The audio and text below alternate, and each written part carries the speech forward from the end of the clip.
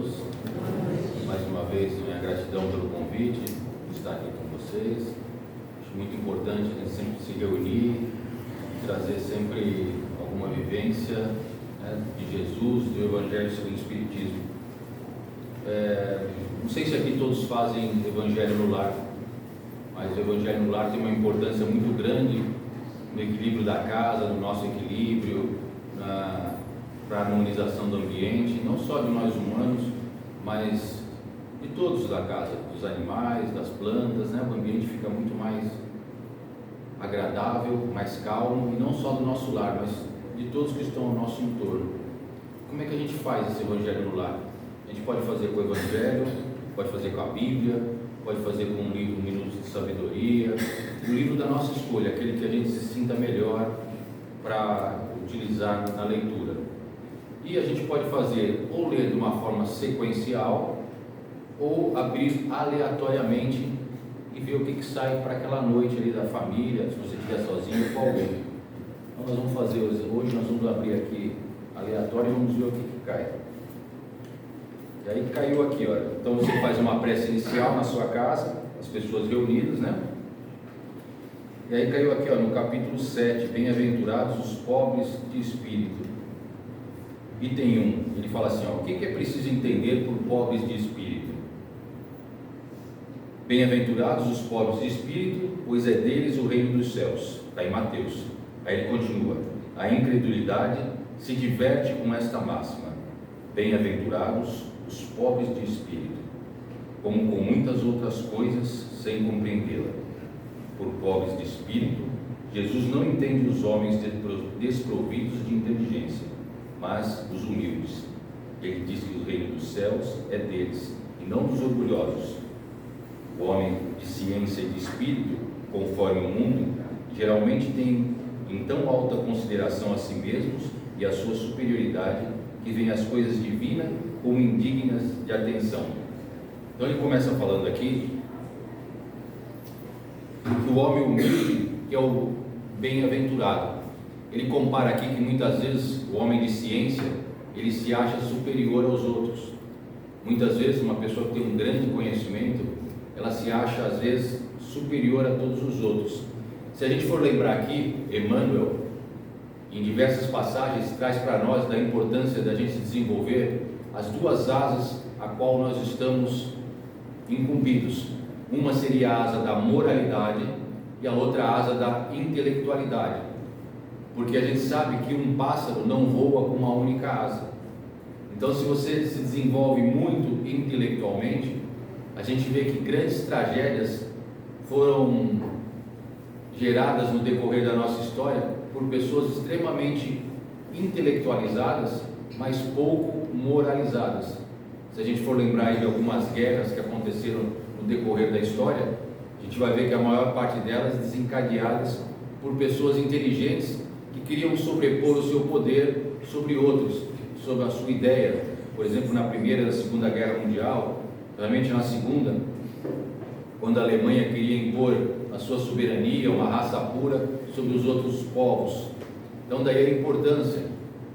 Quando perguntam para Emmanuel no livro Consolador se é mais importante desenvolver a intelectualidade ou a moralidade, ele fala, sem dúvida nenhuma, o amor através da moralidade, porque o amor é a culminância da evolução de todo princípio inteligente em evolução. O fim de todos nós, alcançando a angelitude, e nós achamos que na angelitude termina, não, na angelitude não termina. A evolução ela é incessante, nunca se para de evoluir, nós sempre estamos evoluindo. Quando Kardec pergunta para os espíritos qual o objetivo da encarnação, eles são enfáticos em responder: evolução, aprendizado. A cada vez que nós encarnamos com o objetivo de melhorar.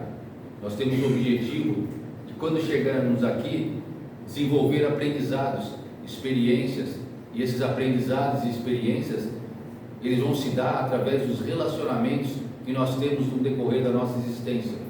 Relacionamento esses que nós temos diariamente, principalmente no nosso núcleo familiar, com nossa esposa, com nosso marido, com filhos, com as pessoas pessoas mais próximas, porque a gente sabe que dentro do núcleo familiar, geralmente, são colocadas as pessoas, os espíritos, que nós temos a maior necessidade de se afinizar. São os espíritos que são colocados ao nosso lado, que muitas vezes, em outras existências, em outras ocasiões, nós acabamos por nos desarmonizar. Daí algumas vezes a explicação, porque às vezes aquele relacionamento tão difícil entre o pai e um filho, entre dois irmãos, porque a espiritualidade fala assim, ela vai, vocês dois vão reencarnar, vocês vão vir como sócios nessa vida, e dois espíritos ali encarnam como sócios em determinado comércio, só que em determinado momento, aqueles dois sócios começam a discutir, começam a brigar, em determinado momento, um tira a vida do outro por causa da parte financeira, desencarna mais cedo, o outro quando desencarna tem aquele conflito, vai para o umbral, a briga, a espiritualidade fala, de novo, vamos reencarnar os dois juntos, vão vir como dois amigos agora, se encontram numa universidade, numa escola, começam a estudar, desenvolvem um outro trabalho, um outro plano reencarnatório, se reencontram uma alma querida, uma moça, ambos se apaixonam por ela, novamente começam a duelar pela moça, agora é o outro que assassina o amigo, e aí fica um ciclo, uma vez sou eu, uma vez é o outro, por diversos motivos. Chega uma hora que a espiritualidade fala, agora basta, vamos encarnar os dois como pai e filho, por exemplo, e aí vem um na frente, se casa com aquela linda moça que era motivo de briga em outras encarnações deles, e aquele rapaz ele vai reencarnar como filho, às vezes muito dificultoso aquela reencarnação, porque ambos não querem aceitar, porque no fundo eles sabem que são almas que muitas encarnações já brigaram, né? Já se desarmonizaram, e a gente tem um exemplo disso num capítulo de uma das obras de André Luiz, quando ele vai falar a reencarnação de Segismundo. Segismundo é o nome do espírito que vai reencarnar. Foi mais ou menos isso. Eram dois espíritos afins, amigos, que se apaixonam por uma mesma mulher, e num duelo um assassina o outro. Isso se deu por várias encarnações. Então a espiritualidade entende que para acabar com aquela desarmonia, viriam como pai e filho. Só que no momento do reencarne, de fazer a ligação, né, do espírito, do Segismundo que se encontrava no plano espiritual, com o pai e a mãe que já estavam encarnados, aquele antagonismo de pai e filho, aquele antagonismo daqueles dois espíritos concorrentes por muito tempo na espiritualidade, não está permitindo que aquele momento ali da conexão do espermatozoide com o óvulo se concretize, porque a vibração de ambos não permitia que aquele fato se desenvolvesse, e por várias vezes é tentado pela espiritualidade, sem êxito, até que numa noite, quando o casal adormece, em desdobramento eles são levados para um local, para uma colônia espiritual, nosso lar, onde eles vão ter uma conversa com os mentores, e junto está o Segismundo, para que eles possam entender a importância daquele renascimento naquele núcleo familiar, para que ocorresse a harmonização daqueles dois espíritos que há tanto tempo já se encontravam desarmonizados.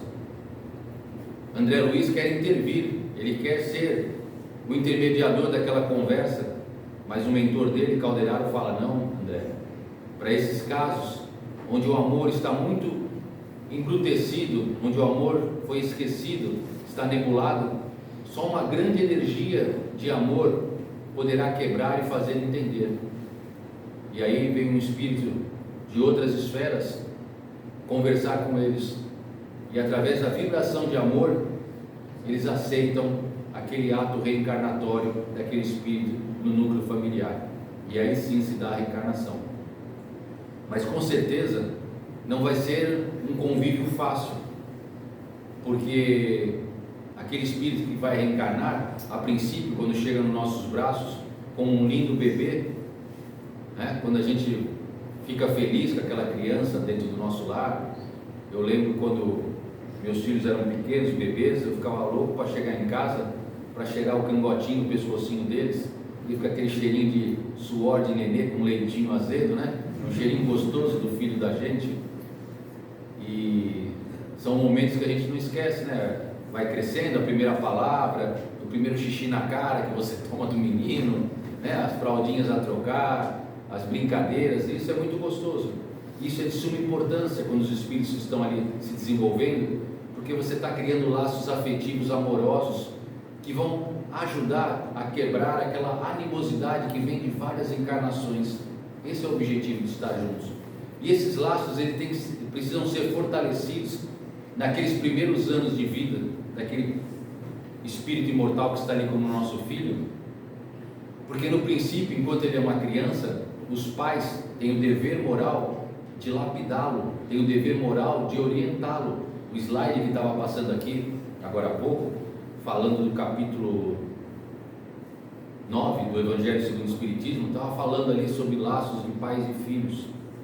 Estava falando que quando um espírito às vezes falha na encarnação, e se os pais não agiram corretamente, eles, através da sua consciência, vão pedir uma nova oportunidade para corrigir as suas atitudes.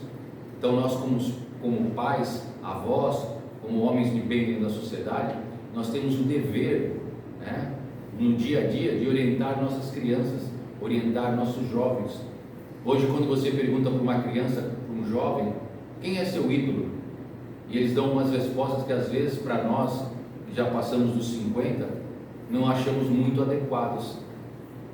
Os nossos ídolos, eu lembro, quando eu era moleque, eu queria ser um grande médico, eu queria ser algum herói, eu queria ser bombeiro, eu queria ser policial. Eu acho que era o sonho de todo menino. Hoje, se você pergunta para um menino, o sonho deles não é esse. E são às vezes conceitos que a gente acha meio complicado dentro da sociedade. As próprias telenovelas de alguns canais televisivos mostram que às vezes aquela pessoa que não é muito correta e justa na sociedade tem êxito.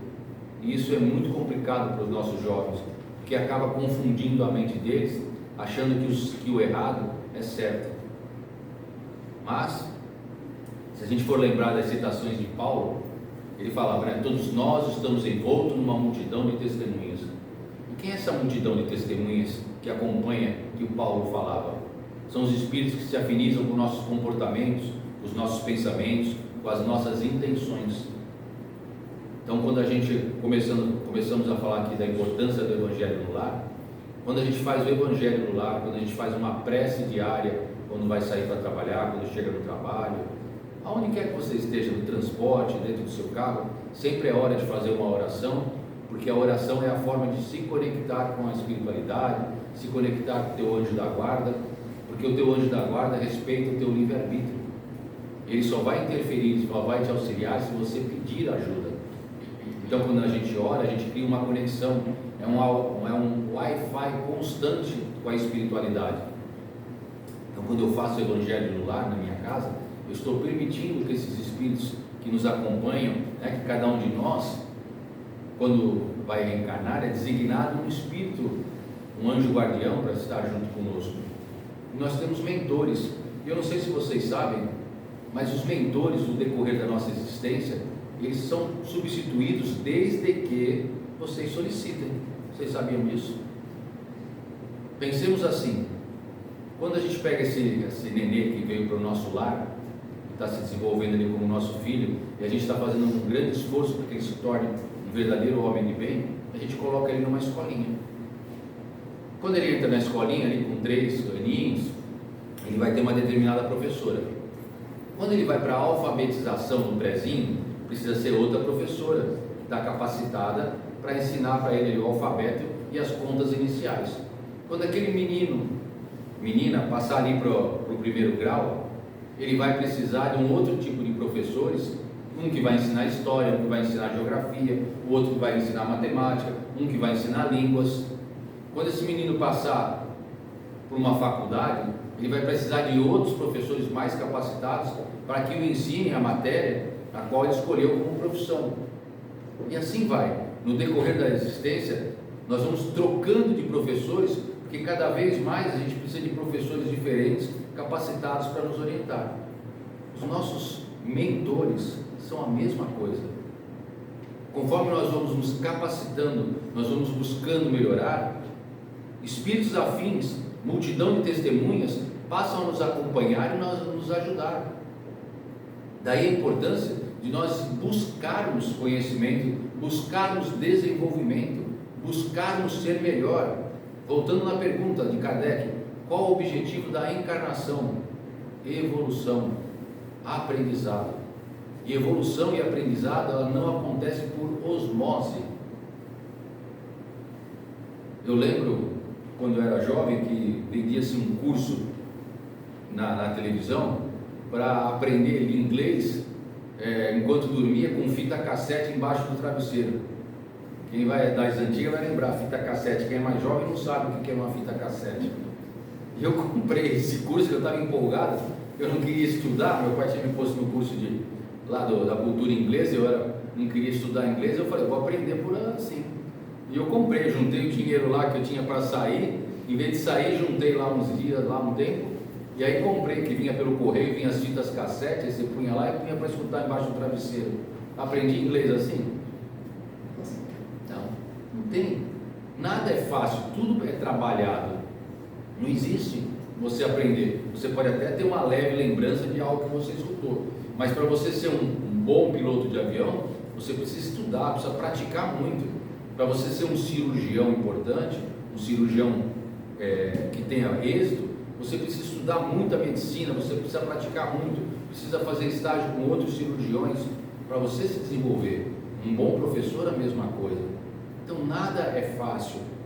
Aquele cara que cuida do jardim, né, aquela pessoa que deixa o jardim tão belo, ele se dedicou, ele se dedica dia a dia para que aquele jardim floresça.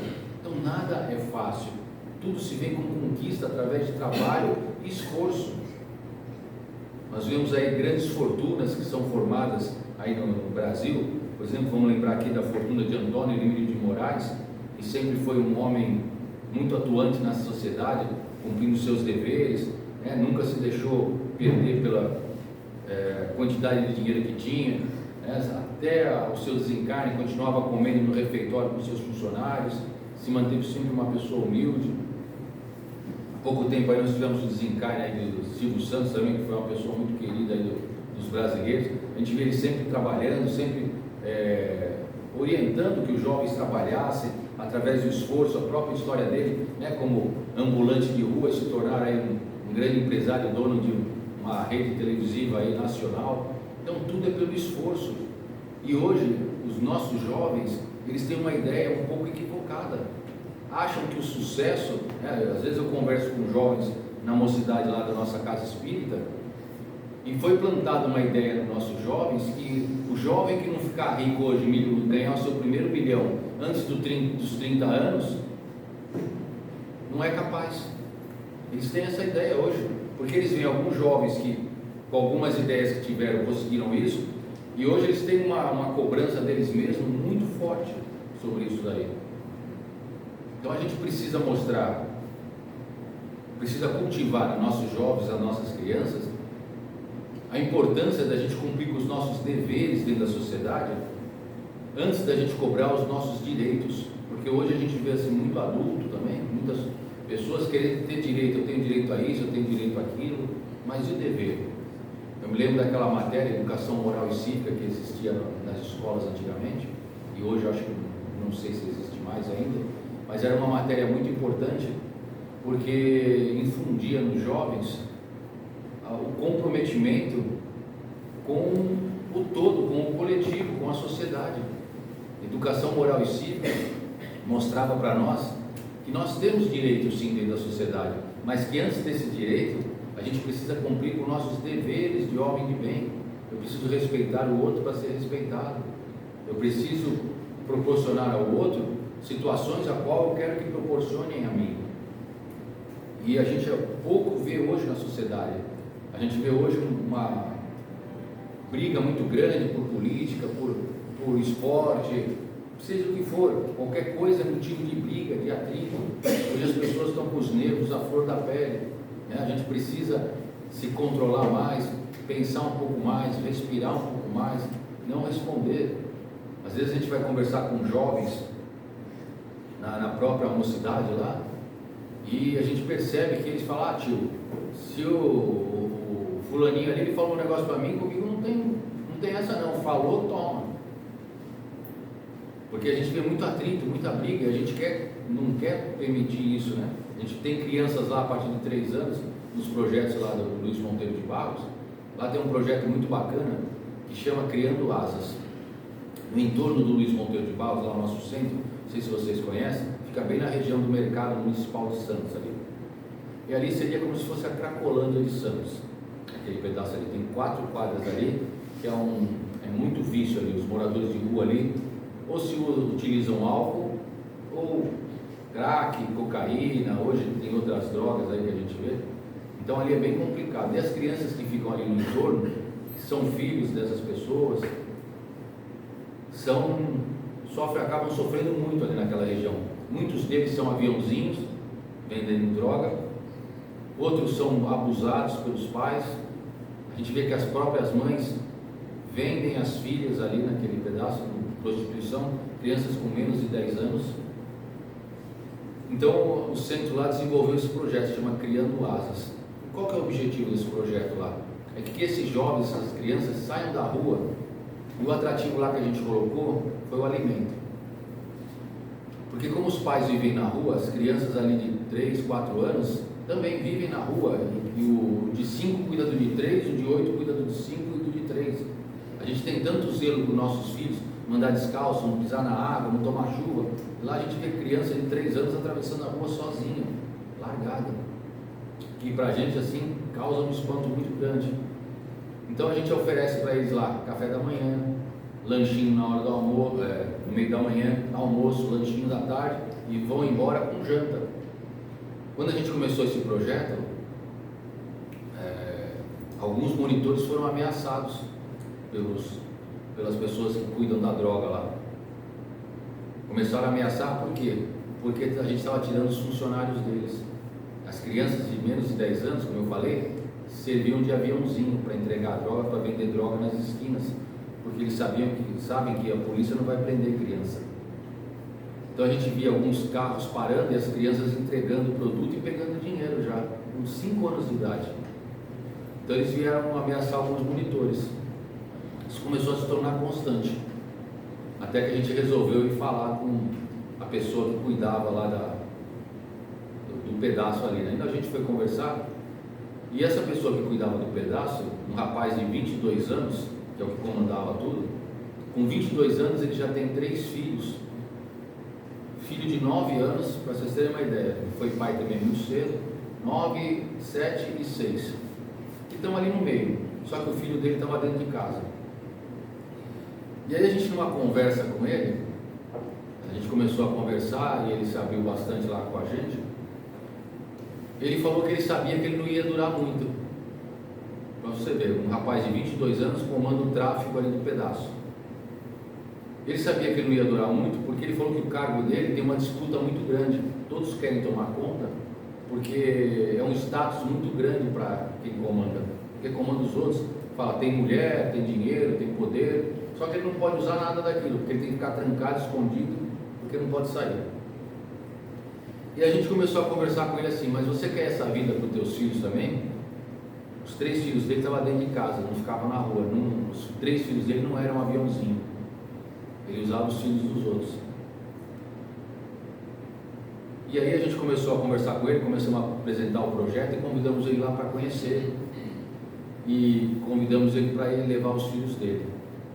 Quando ele levou os filhos dele, no dia que ele levou, estava tendo aula de violão e aula de judô. Lá a gente oferece violão, piano, violino, balé, judô, tem reforço escolar, aula de xadrez, computação. Quando ele viu aquilo, o menino dele viu que estava tendo aula de judô lá, o moleque dele na hora pediu, pai, deixa eu participar. E o pai, não vai nada. Eu falei, deixa o menino fez uma aula, se encantou. Quando a gente subiu lá na parte de cima, estava tendo aula de balé. A filha dele olhou, se encantou também, eu convidei. Vamos fazer uma aula de balé? Ah, não tenho roupa, tio. Eu falei, não tem problema, foi fazer. Bom, o que aconteceu? No dia seguinte ele veio conversar com a gente, pedindo se os 3 filhos dele podiam participar do projeto. A partir desse dia do projeto, ele falou que a partir daquele dia, ninguém mais ia mexer com ninguém lá dentro. E assim foi. Ele adotou o nosso projeto e hoje ele cuida, nada acontece lá no Luiz Monteiro, porque esse rapaz adotou o projeto. E hoje todas as crianças lá da rua estão lá. Hoje esse projeto Criando Asas tem mais de, por volta aí, umas 100 crianças que participam lá. Quem toma frente desse projeto é a Ana Letícia, que é a irmã do Caetano. E é uma grande alegria a gente ver as crianças que não estão mais na rua, estão lá. Então daí a importância da gente fazer esforços para tentar mudar. O papel de cada um de nós dentro da sociedade é ser o melhor possível. André Luiz fala que existe uma grande dificuldade de quando nós encarnamos, a gente cumprir com o nosso papel. Quando a gente vai encarnar, a gente coloca uma meta reencarnatória: eu quero fazer isso. Só que quando a gente encarna aqui, a gente tem essa memória, né, ofuscada, e a gente não consegue lembrar o que a gente combinou para a gente cumprir. E existe um termo que é usado na espiritualidade, que explicam para André Luiz, no nosso lar, que é o termo completista. E ele quer saber o que é um completista. E aí falam para ele: as pessoas que reencarnam, apenas 7%, 5% é considerado completista. E o que é um completista? É aquele espírito que realmente consegue ter êxito na sua encarnação e consegue cumprir com tudo aquilo que se propôs. Ele fala que a maior parte, quase 70%, não cumpre nem 20% daquilo que se propôs na encarnação. Por quê? Porque quando a gente chega aqui, a gente se vê envolvido pelos prazeres do mundo. A sedução é muito grande, é isso mesmo. E hoje a gente tem a sedução na palma da mão, que são os celulares. E não são só as crianças que estão com essa sedução na mão, nós adultos também. Quantas vezes a gente se pega longos períodos do dia vendo vídeos, vendo piadas, assistindo coisas que estão mostrando ali naquela televisãozinha pequena, que não traz nenhum conteúdo para nós, que não nos engrandece em nada, que a gente não evolui e não cresce com isso. O celular, a computação, é um recurso muito importante que veio se desenvolvendo, mas ela pode ser tanto algo muito bom quanto algo muito ruim. Antigamente, quando a gente era jovem, se eu quisesse ver uma pornografia, por exemplo, eu precisava ir na banca e comprar uma revista. Hoje não. Um jovem, ele digita a palavra que ele quiser no celular, uma pornografia, alguma coisa, e aquilo ali aparece na hora. A única pergunta: você tem mais de 18 anos? Se a criança respondeu sim, acabou. Então hoje a pornografia está muito fácil para os nossos jovens. Qualquer tipo de conteúdo complicado está muito fácil através do celular. Então a gente precisa ter um discernimento muito grande, uma força de vontade muito grande, para não cair nessas seduções que a gente tem. Porque aí eu volto a falar: todos nós estamos envoltos numa multidão de testemunhas. E essa multidão de testemunhas que vai nos acompanhar, por exemplo, é de acordo com o conteúdo que eu vou estar consumindo no meu celular. Se eu estou consumindo um conteúdo edificante, um conteúdo bom, por exemplo, a gente tem o YouTube, que tem diversas palestras para quem gosta de diversos temas dentro da doutrina espírita. Você tem audiobooks excelentes. Não gosto de ler, vai lá, digita o audiobook que você quer. Por exemplo, quero escutar o livro Nosso Lar, de André Luiz, tem lá. Eu quero escutar, por exemplo, Violetas na Janela da Patrícia, tem lá. Eu nunca tive a oportunidade de ler O Céu e o Inferno, tem lá. Você não precisa ler, você pode estar fazendo o teu serviço dentro de casa, você pode estar dirigindo, você pode estar correndo na praia, no teu exercício, você está conectado, escutando um livro edificante, você pode estar escutando uma palestra. Mas, por exemplo, eu vou na academia e eu percebo que a maior parte das pessoas estão fazendo exercício, enquanto descansa está ali no aparelho com o celular, né? E aí eu fico vendo, a maioria ou está jogando joguinho, ou está vendo besteira, dancinha lá, a menina dançando na garrafa, o outro caindo na poça de água, o cachorro não sei o quê. Mas e aí, está aprendendo o que com isso? Então a gente tem que aprender a utilizar o nosso tempo de uma maneira produtiva, porque nas reuniões de desobsessão, que é um dos trabalhos que eu mais gosto da Casa Espírita, onde a gente conversa com os espíritos através da presença de um médium, quando os espíritos caem em si, a maior reclamação e frustração de cada um deles é a percepção do mau aproveitamento do tempo da encarnação. Eles percebem que utilizaram o tempo de uma forma perdida, que poderiam ter um aprendizado muito maior, que poderiam ter aproveitado a encarnação de uma maneira produtiva, estudando, ajudando, estendendo a mão.